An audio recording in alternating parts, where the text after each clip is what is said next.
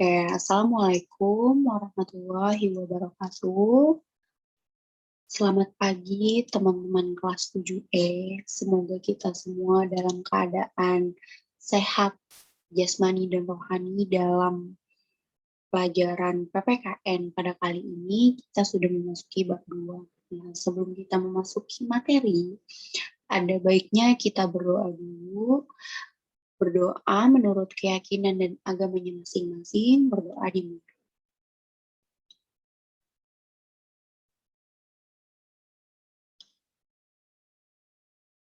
doa tidak pernah selesai. Nah, sebelumnya minggu lalu kita sudah selesai membahas bab 1. Kita juga sudah ulangan ya. Kita udah ulangan bab 1 dan sekarang kita masuk ke materi bab 2, yaitu norma dan keadilan.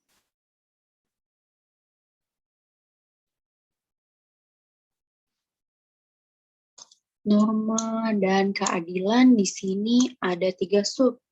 Yang pertama itu ada norma dalam kehidupan bermasyarakat. Kemudian yang kedua ada arti penting norma dalam mewujudkan keadilan. Dan yang ketiga adalah perilaku sesuai norma dalam kehidupan sehari-hari. Nah, hari ini kita tidak akan membahas tiga-tiganya pastinya, karena kalau dibahas langsung tiga-tiganya nanti semua pada tidur. Makanya pada pagi hari ini kita hanya membahas satu sub, yaitu yang poin A, norma dalam kehidupan bermasyarakat.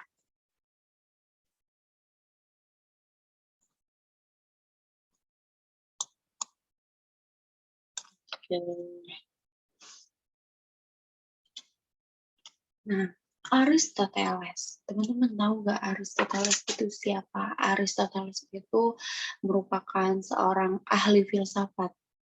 Nah, dia itu mempunyai buku, dalam bukunya Politik, dia mengatakan bahwa manusia itu adalah zoon politica. Apa sih artinya? Artinya manusia itu selalu hidup berkelompok dalam bermasyarakat. Ada manusia sebagai makhluk sosial dan ada juga manusia sebagai makhluk individu. Apa tuh manusia sebagai makhluk sosial? Manusia sebagai makhluk sosial adalah manusia selalu membutuhkan orang lain. Dan manusia sebagai makhluk individu itu artinya manusia memiliki perbedaan pemikiran dan perbedaan kepentingan. Kayak gimana tuh Bu contohnya? Contohnya tuh kayak teman-teman nih, misalkan Zihni sama Kezia.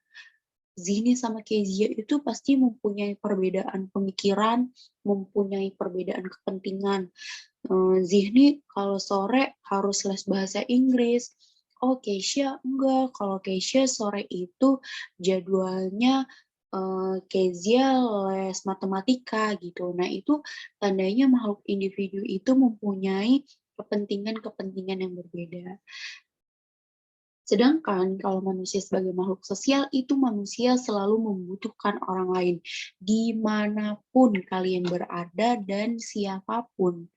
Jadi kita tidak mungkin bisa hidup sendirian tanpa orang lain, tanpa bantuan dari orang lain. Nah, kalau di buku PPKN, seperti yang teman-teman lihat nih, buku paket ya, menurut Rospon, dalam masyarakat itu terdapat 3 kategori kepentingan yang dilindungi oleh hukum. Yang pertama ada kepentingan umum. Apa tuh contohnya kepentingan umum? Kepentingan umum itu contohnya seperti kita menjaga fasilitas-fasilitas publik yang ada di sekitar kita, fasilitas-fasilitas umum gitu. Kita harus menjaganya. Jangan sampai fasilitas-fasilitas yang sudah diberikan oleh pemerintah itu tidak kita jaga dengan baik.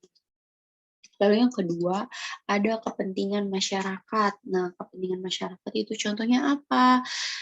Contoh perlindungan hukum bagi keamanan dan ketertiban gitu. Sampai kita nih masyarakat nih kepentingan masyarakatnya kita abaikan gitu. Kita tidak mendahulukan kepentingan masyarakat.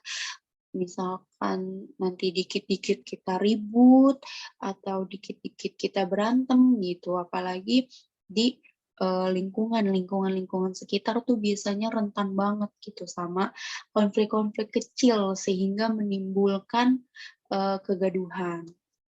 Lalu yang ketiga ada kepentingan pribadi. Kepentingan pribadi itu contohnya apa? Yaitu perlindungan keyakinan kita beragama nih, karena dari masing-masing kita kan semuanya beragam, maka kita mempunyai hak untuk mempunyai keyakinan agamanya masing-masing, seperti itu. Nah, makanya karena ada banyaknya perbedaan-perbedaan, dibutuhkanlah yang namanya peraturan, dibutuhkanlah yang namanya norma, agar apa? Agar tatanan hidup kita bermasyarakat itu bisa terlaksana dengan baik. Karena apa? Karena adanya peraturan, karena adanya suatu norma, jadi bisa berjalan lebih baik.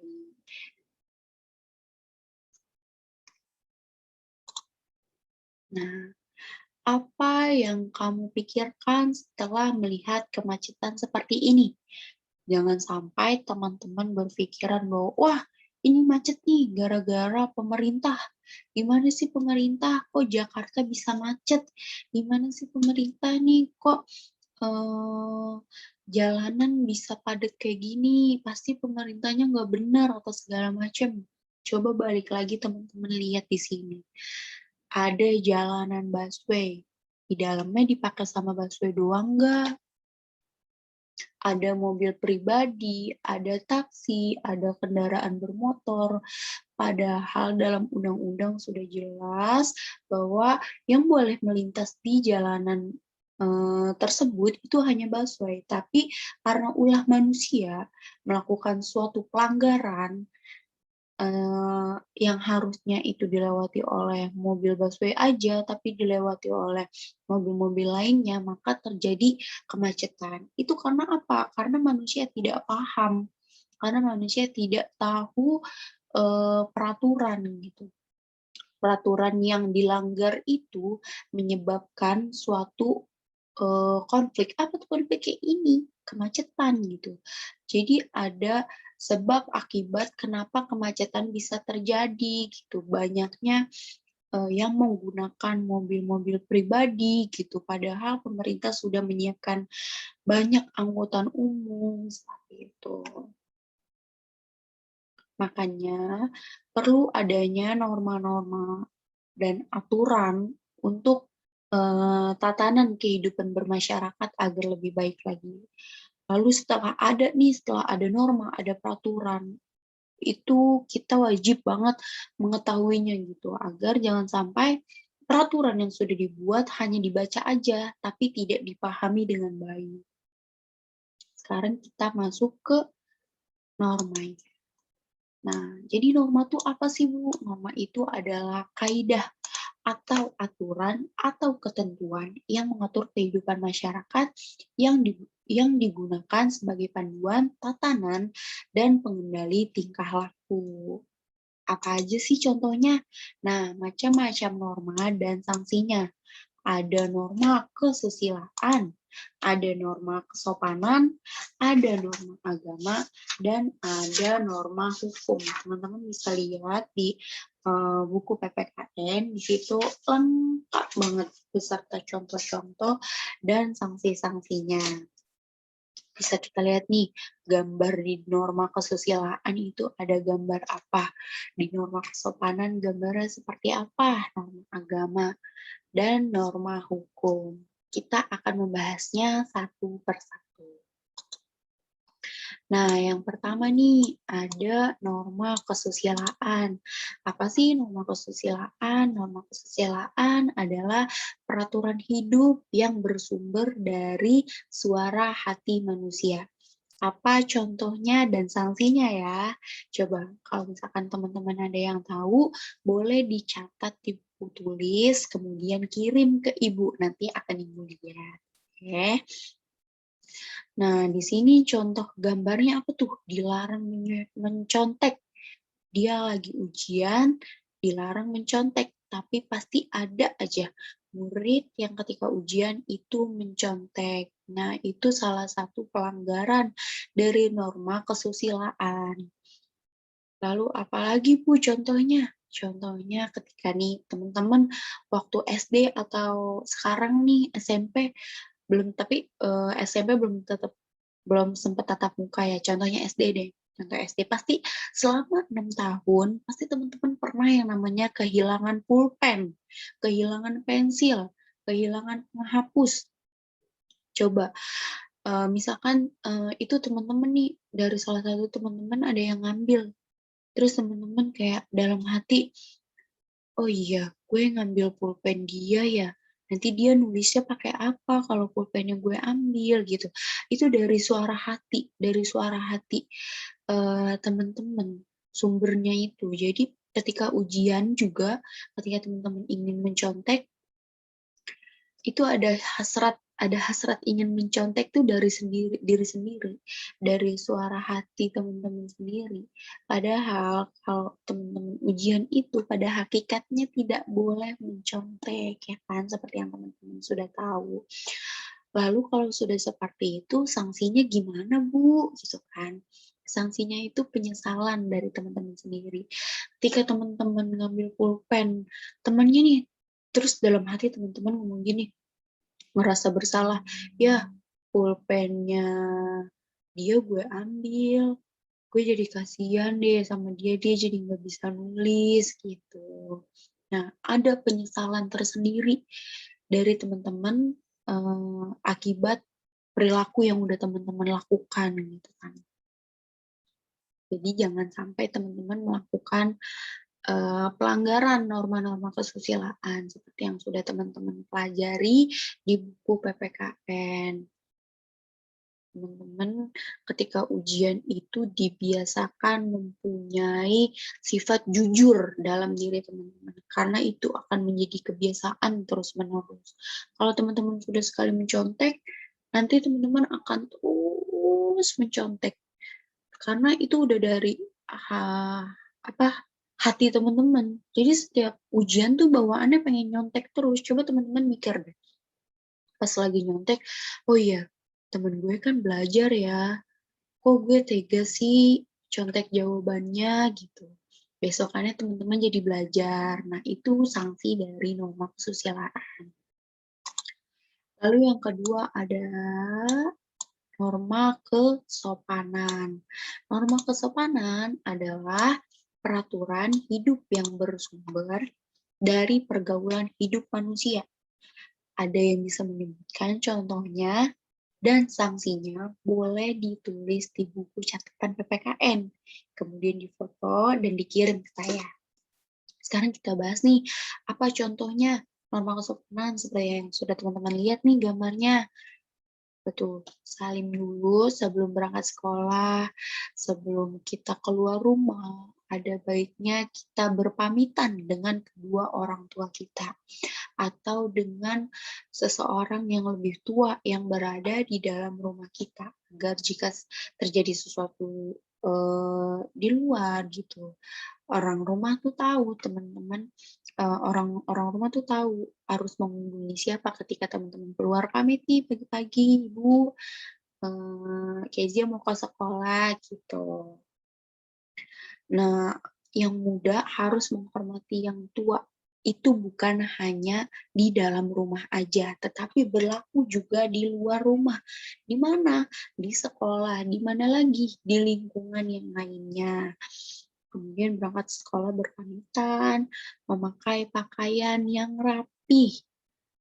Pakaian sekolah nih hari Senin, bajunya putih-putih, kemudian upacara, bajunya dimasukkan, pakai dasi, pakai topi, teman-teman semua berpakaian rapi untuk mengikuti pelajaran di sekolah. Jangan sampai teman-teman ke sekolah bajunya dikeluarin, upacara nggak pakai topi, upacara nggak pakai dasi, itu jangan sampai. Apa sanksinya kalau kayak gitu? Coba teman-teman pikir deh, kalau misalkan teman-teman bajunya dikeluarin, nggak pakai dasi, nggak pakai topi, sanksi apa yang bakal teman-teman dapat? Teman-teman bakal dicap jelek sama teman-teman yang lain gitu, bakal dapet sanksi norma kesopanan ini dari lingkungan teman-teman itu sendiri. Ketika kita pergi tidak berpamitan, kita tidak sopan dengan yang tua, maka akan mereka tuh mikirnya, oh kok anak ini nggak sopan ya, nggak pamitan dulu mau pergi gitu.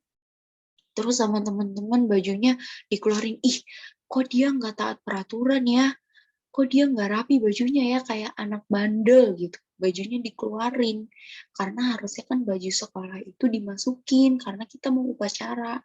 Ih, kok dia nggak pakai topi ya, atau dan yang lain sebagainya. Nah, sanksinya itu teman-teman akan mendapat celaan. Teman-teman akan dijatuhkan dari lingkungan tersebut gitu. Teman-teman jadi merasa dikucilkan nih gara-gara baju saya dikeluarin, saya jadi dikatain bandel gitu kan. Karena yang seharusnya bajunya dimasukin, tapi teman-teman malah ngeluarin bajunya. Jadi teman-teman tuh ngerasa dikucilin, lalu teman-teman ngerasa malu. Teman-teman malu nih dibilang bandel sama yang lain. Besoknya teman-teman pakai baju sudah dimasukin. Nah, gitu. Lanjut. Nah, selanjutnya ada norma agama. Norma agama adalah sekumpulan kaidah atau peraturan hidup manusia yang bersumber dari wahyu Tuhan yang berlaku bagi seluruh manusia. Apa contohnya dan sanksinya? Contohnya, setiap agama itu pasti tidak membenarkan yang namanya pembunuhan, yang namanya merampok, tidak menghormati kedua orang tua gitu. Apa sanksinya nih, Bu, kalau kita membunuh orang, kalau kita tidak hormat sama orang tua, kalau kita ngelawan orang tua, kita tidak sopan sama orang tua atau dengan yang lainnya, kita ngelawan dengan bu guru, kita ngelawan dengan orang yang lebih tua. Oke lah, dari orang tua atau dari bu guru kalian dapat nasihat dan segala macam. Tapi ada sanksi yang lebih berat, yaitu sanksi dari Tuhan yang Maha Esa. Dari Tuhan kepercayaan teman-teman pasti akan mendapatkan sanksinya. Seperti itu. Dan yang terakhir ada norma hukum. Norma hukum adalah peraturan mengenai tingkah laku manusia dalam pergaulan masyarakat yang dibuat oleh badan-badan resmi yang bersifat mengatur dan memaksa setiap warga negara. Apa contoh dan sanksinya? Sudah jelas banget nih di gambar nih. Teman-teman bisa lihat ya tuh contohnya apa. Naik motor, masih sekolah, otomatis kalau masih sekolah itu pasti belum mempunyai surat izin mengemudi. Kemudian tidak menggunakan helm. Itu udah jelas-jelas pelanggaran. Apa contohnya? Apa sanksinya gitu teman-teman? Pasti akan ketilang sama polisi, apalagi teman-teman yang masih SMP, itu umurnya sangat masih jauh di bawah standar untuk membuat SIM gitu. Jadi sudah dipastikan bahwa teman-teman melanggar kalau membawa motor belum mempunyai surat izin mengemudi.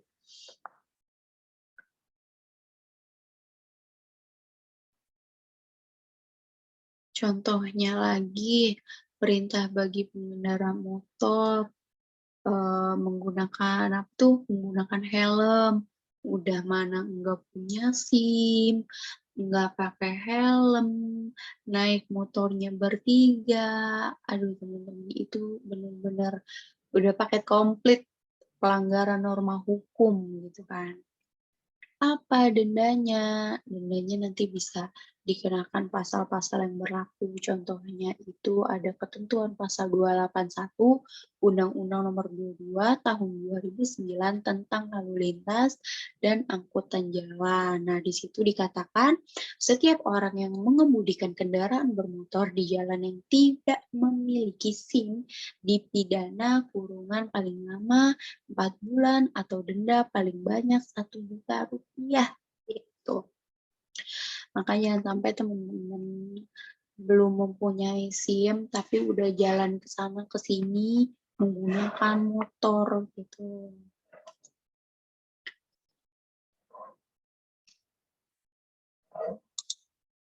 Oke, tugas nih. Ada tugas, Bu.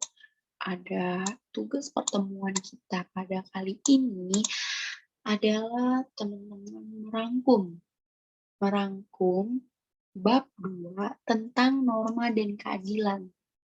Bu, capek merangkum banyak. Tenang. Merangkum, peraturannya merangkum hanya 1 lembar.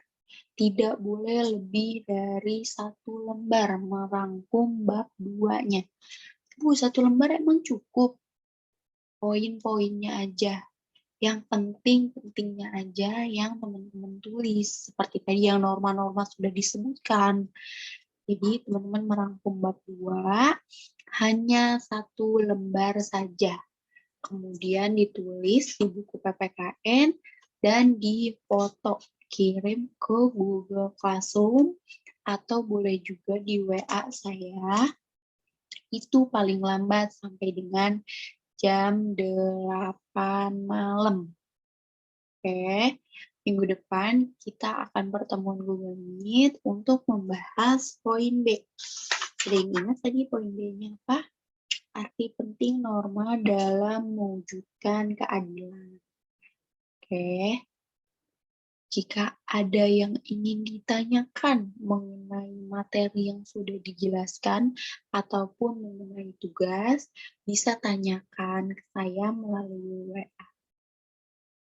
Oke, terima kasih teman-teman kelas 7E. Kurang lebihnya mohon maaf. Sebelum kita mengakhiri, ada baiknya kita mengucapkan Alhamdulillahirrahmanirrahim. Semoga teman-teman selalu diberi kesehatan dalam melaksanakan PJJ, selalu diberikan kuota yang banyak dalam menjalankan PJJ. Oke, terima kasih teman-teman yang sudah menyaksikan video ini sampai akhir. Kurang lebihnya mohon maaf. Wassalamualaikum warahmatullahi wabarakatuh.